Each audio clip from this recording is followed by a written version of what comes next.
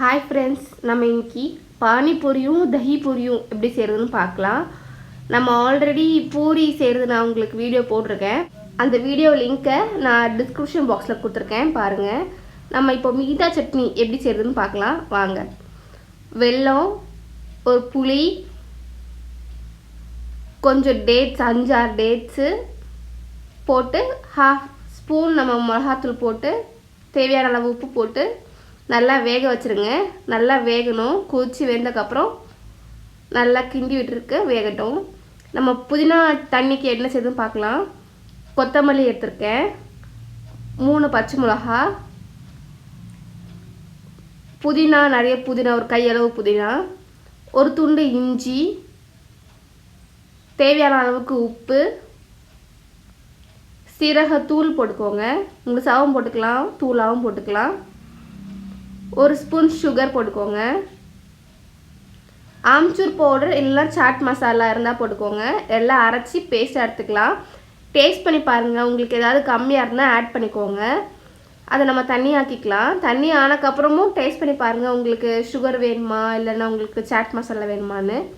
So பானி ready நம்மளுக்கு. இது நல்லா வெந்துருச்சு பாருங்கள்.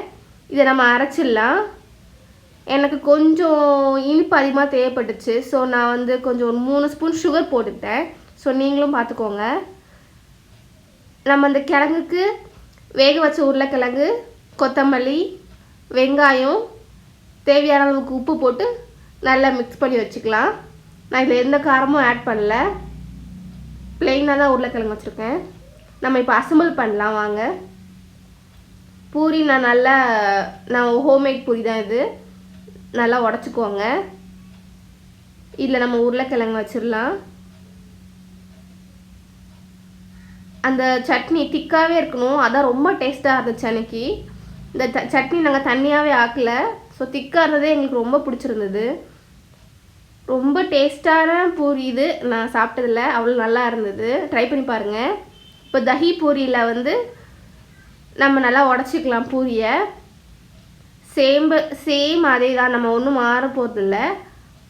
நம்ம வந்து சட்னியை மட்டும் கொஞ்சம் திக்காக வச்சுருக்கேன். இதை நான் அரைச்சதில் நான் கொஞ்சம் தனியாக எடுத்து வச்சுக்கிட்டேன் புதினா சட்னியை.